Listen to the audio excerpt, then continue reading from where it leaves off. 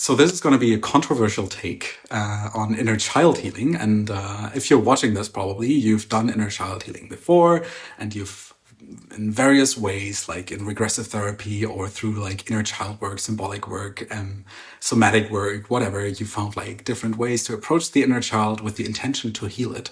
And what I want to talk about today is that this intention can become re-traumatizing for your inner child. Instead of healing it, you're making it an object. So what do I mean by that? How can like such a pure intent of like healing something that is wounded within us become something that is actually harmful? And to answer that question, we have to go back to childhood. Let's do the Freudian thing. Everything's connected to your childhood. So, let's do another turn into your childhood and look at what happened there. Because your inner child is like a representation of your childhood. It's the past that is continuing to exist within you. Carl Rogers said, it's never too late to have a fulfilled childhood, because childhood is something that we experience in the here and now. The past is not real. The future is not real. They're all an experience that are happening within us here and now. So the inner child is a representation of childhood. And the inner child is carrying experiences that you had in childhood into your present moment. And one of the experiences your inner child, you as a child had in childhood, probably, like, see if this resonates with you. I'm not here to pathologize you. I'm not here to tell you what happened in your childhood. Please just take what you want from this concept.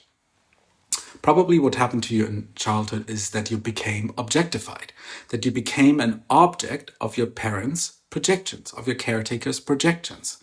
So your parents made you into an object of their desires.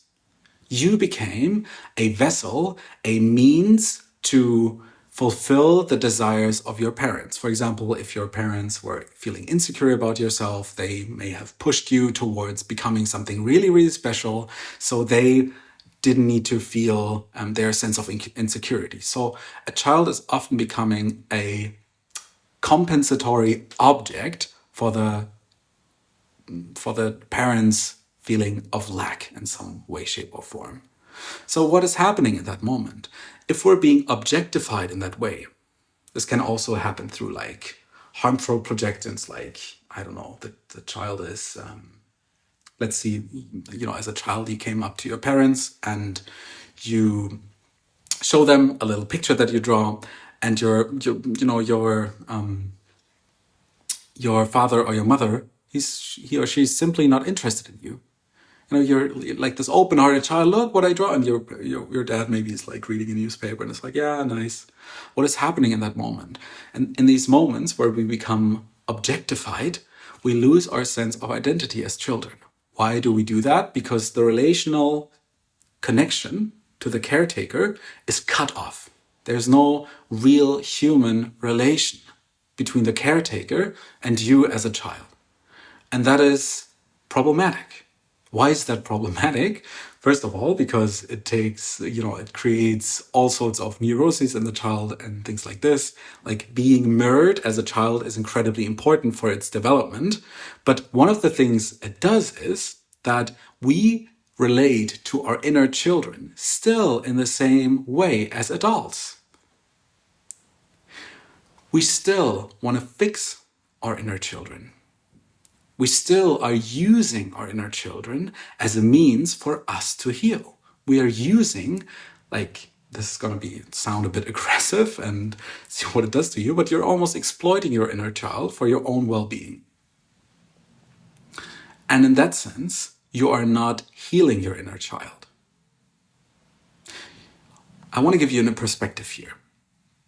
What if your inner child is perfect the way it is? What if there's nothing to be healed? What if your inner child, and especially when we look at archetypes, what if your child is a symbol for innocence? What if your inner child is the very thing that doesn't need to be healed because it's representing, because it's a symbolic representation of wholeness as such, of becoming as such? So there's nothing to be healed there. What needs to be healed is your relationship that you have towards that child. And how are we relating to our inner child when we try to make it an object of our healing journey? We relate to it as an object, not as a human being. We're not looking it into the eyes with curiosity and openness and ask, how are you feeling today? We're like, how are you feeling today? And asking that question so that we can feel better again. So we want to heal the relationship to the inner child, not the inner child itself. And I believe that is true for all the parts of us. I don't think that our parts are flawed. I don't think that all of the parts, all of the archetypes, whatever, they're not flawed. The relationship to that part is just disrupted, distorted. It's like there's a relational string between you and the inner child, and there's like various disruptions there, and you cannot really feel your inner child. So we're not healing the inner child, we're healing your relationship to your inner child. And this is incredibly important. Because again, your child is a symbol of wholeness. And you want to integrate that wholeness within you. And maybe if you would start to relate to your inner child, ask curious questions, and not see your inner child as something that is flawed. And for that matter, all of your parts as something that is flawed, as an object that needs fixing, but rather something human, something deeply sacred that needs to be related to, that wants to be seen, that wants to be embraced. Maybe then you're finding what you're looking for. Maybe that solves the problem that you had in the first place, because every so often our attempts to heal ourselves are creating problems. Our attempts to solve problems are sometimes the problem itself. And it's the same thing for inner child healing in some cases. It can be a means of, I don't have enough, so I need to go to my inner child and take the aliveness that my inner child has and like acquire that and make it mine. You're not stealing from your inner child. Your inner child is already within you. Your inner child is already whole. You are already whole. All of your parts are already whole. What is not whole, what is disrupted, is your relationship towards that wholeness. And this rupture is ultimately what developmental and like relational trauma does. It cuts off relationship. Your relationship to presence, your relationship to your body, your relationship to your inner child. So what we're doing then is we blame it on the inner child. We're never asking, how do I relate to my inner child? Is the way I relate to it, or maybe the part that relates to the inner child, maybe that needs to be looked at. How am I relating to myself, to my inner child for that matter? Am I relating like with an open heart that is curious? Can I allow the child to just be there, open-hearted and welcoming?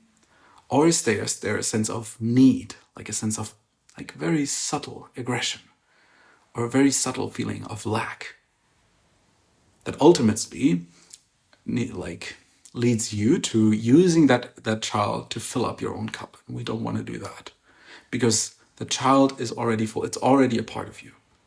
What we want to is to open the doors that have been maybe remaining closed for decades. We want to open these doors up, these relational doors. We want to step through them into the room where the child has been, and then we maybe see that the child in his innocence is wounded, but it's not broken. What wounded the child was the relationship. What wounded the child was hearing over and over again, you're not okay the way you are, and learning that belief through like various situations. Through being objectified. I'm not really here. I'm not really a human. So we want to remind the child of exactly that fact. You're okay the way you are. You can be here. Come under my wing. It's going to be okay.